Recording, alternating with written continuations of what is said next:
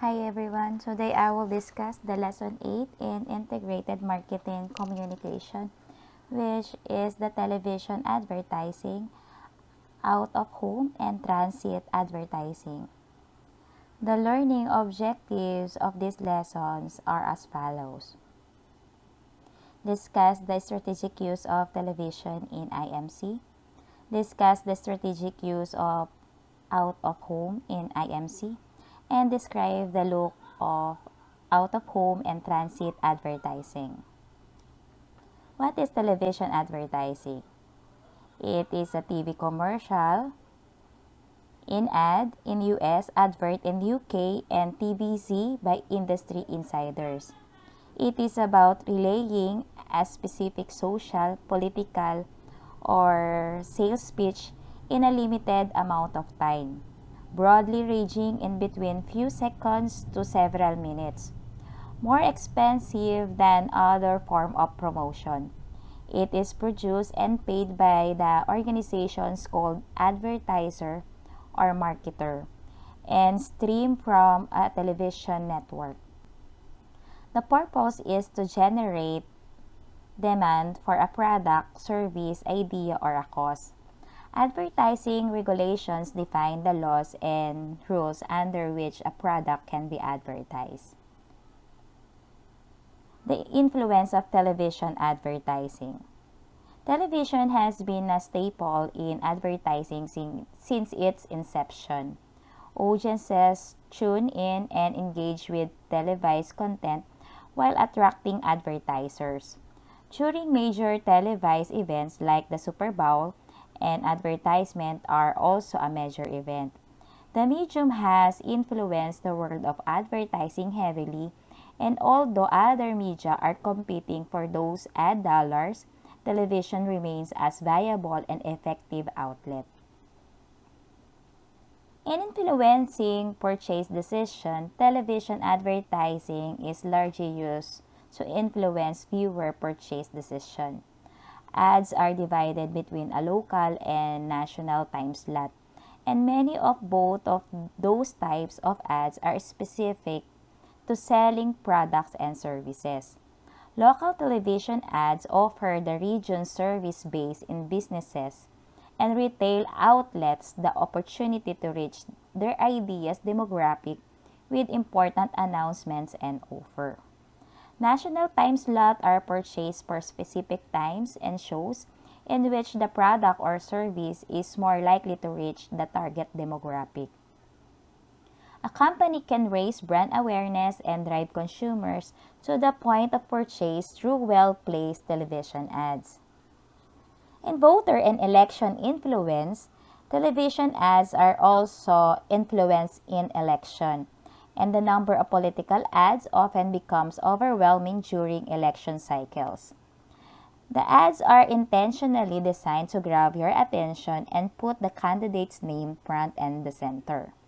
Repetition through television ads makes a candidate name more prominent and easier to remember. Ads are either purchased directly by the campaign and party or through a PAC that represent the candidate. Nonprofit advertising and PSAs. Some television advertising space is donated to the public service announcement and nonprofit causes. Nonprofit entities may also purchase airtime directly to raise funds or spread cause-based message. The rates are negotiable and nonprofit may grab airtime at discount when extra inventory is available. Advertisements are especially useful for spending national messaging to encourage assistance to natural disaster and other major tragedies that affect specific areas of the country. While television networks take advantage of their audience base by advertising their own programming, ads for new shows and previews for existing shows are strategically placed to influence audiences and retain viewers. Networks have the advantage of detailed demographic data and prime spot availability to place their new and existing shows in front-end audiences. In many cases, they capitalize on the critical seconds between an end segment and commercial break to inform and update audiences. This short time period has the most engaged viewership, in part because of the viewers have not muted the TV for commercial yet. There are advantages to advertising your business on your television. One is TV reaches a much larger audience than local newspaper and radio station, and it does so during a short period of time. It reaches viewers when they are the most attentive. It allows you to convey your message with sight, sound, and motion, which can give your business, product, or service instant credibility. It gives you an opportunity to creative and attach a personality to your business, which can be particularly effective for small businesses that rely on repeat customers. Some disadvantages to TV advertising are barring late night spots on your local cable television network, producing the ad, pay for airtime, how difficult it can be to make changes, and the difficult to effectively target your core audience. What is out-of-home advertising? It is any visual advertising media found outside the home. This can include billboards and signs, ads on the street furniture like bus shelters or benches, in transit areas like airports or train stations, and plays based on ad media like you might see at the stadium or in the cinema.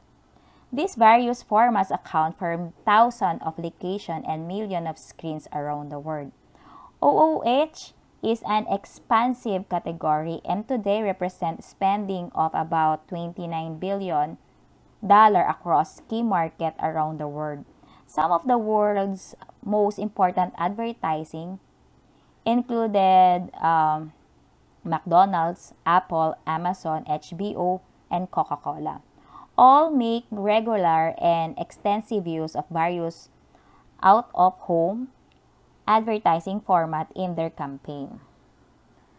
Why media buyers love out-of-home advertising? Online advertising can be little frustrating for media buyers.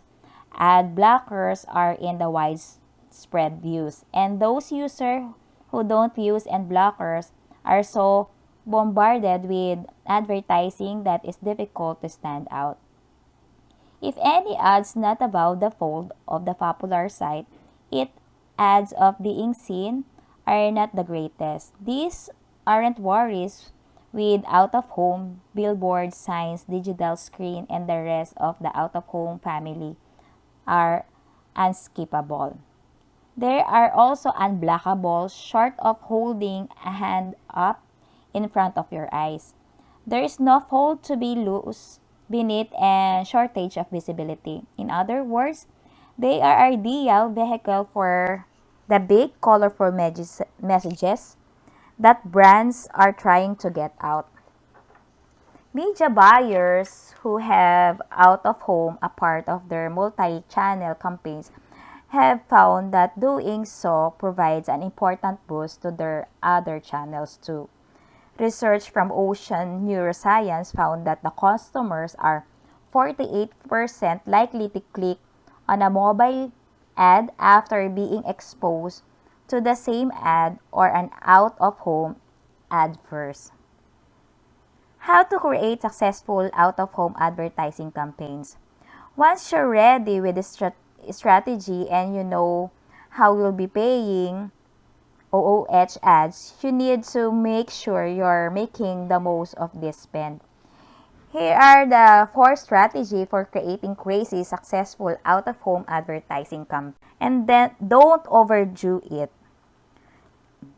First thing first, come up with an idea to reach the goal. The best OOH ads are those that people want to snap a picture of and text to their friends of anything that makes someone do a double take. The more time eyeballs are glued to your ad, the more likely the audience is to remember your brand and seek it out in the future.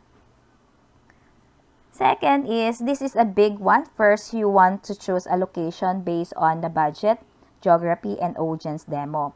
Second, ad placement will determine the physical size of the ad and therefore the design and copy. Think of a bus stop versus a billboard. And finally, consider proximity when you're choosing a placement. Think about this, the easy way to find a good happy hour deal is to read the sidewalk sign when walking down the street. That type of advertising has a plenty high conversion rate and could be perfect for your business if you're located in a busy area. The third one is investigate the competition. Before committing to a location or message, look around for OOH ads from your competitors. What are their goals and design? What do you like about it and what are they missing? Leverage this competitive research in your own creative process and when choosing placement. It's up to you if you want to place an ad directly next to your competition, advertising lower price or better quality. Just keep in mind that it could be quickly get pretty. Don't pick a public fight that you can't win. When we say don't overdo it for OOH ads, less is more. Keep the copy short and direct. You don't want more than 14 words on an ad. That may not seem like much, but you can do a lot more than you think it is. The most important thing is to let your design to do the talking. The examples of OOH advertising is below. The Wrangler and the McDonald's, as you can see. What is transit advertising? It is called as advertising on transport. Transit advertising is advertisement placed on or in any mode of transport, from buses to taxis, trains, trams, and subways. It also includes advertisement placed in transport precincts such as a bus stop, subway entries, fuel station, and others. The fact that advertising is extremely important for businesses are undeniable, and that is precisely the reason why businesses are coming up with more and more creative ways of advertising their product. Transit advertising is one of the many ways of advertising a product or service and has been finding takers since quite long. Remember that advertisement of your favorite brand of sneakers on the bus you look to college. Well, that is a transit advertising. For those who want to know more, let us discuss the concept of transit advertising in details.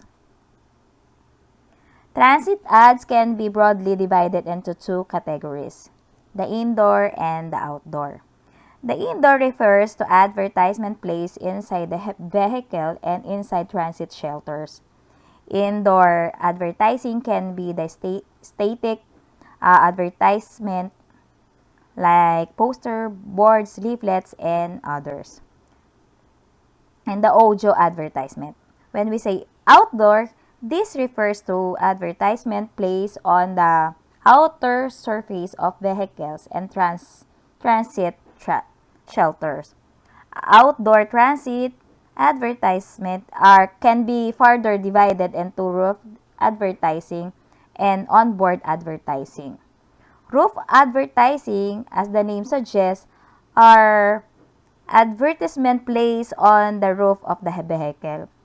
Onboard advertisement, on the other hand, refers to the advertisement that are placed on the lateral sides, back or front of the vehicles.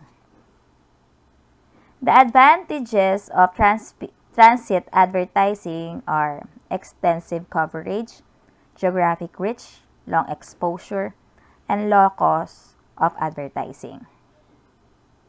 Extensive coverage, it is widely known that public transportation has been one of the most popular modes of transport and taking up the hundreds of people every day. Reaching to these people is a single week. That too is no repeat cost. It is a feat that only transit advertising can manage. Geographical reach, it is though one of the best medium of advertising when it is come to targeting the local customer. When a business decides to place transit advertisement in select location, it is actively reaching out to the people of select demographic characteristic and background. Long exposure is a businesses can control the exposure that customer has to their advertisement through transit. No more switching off the TV or turning to the next page in the magazines. Since the average duration of commute on the public transport ranges from 30 minutes to an hour, the customer are bound to notice the transit advertisement placed with the bus or train multiple times. And lastly, the low cost of advertising. Since the number of potential customer the transit advertisement reaches is huge. The cost of advertising per customer is very low. Thus, this form of advertising ends up being cost effective than many other forms of advertising. What are the disadvantages of transit advertising? The nature of transit advertising makes it difficult to reach a specific segment of audience. Many times commuter might not be the mood to look the advertisement, while at that other times they might be busy reading the newspaper or a book or limiting the reach of advertisement. The transit advertisement message should be short and creative. Commuters do not prefer long and complex messages. The reach of transit advertising also depends on its surrounding. These advertisements are subject to vandalism, the weather too can play spoil sport and add to the wear and tear of transit advertising. These are the example of transit advertising.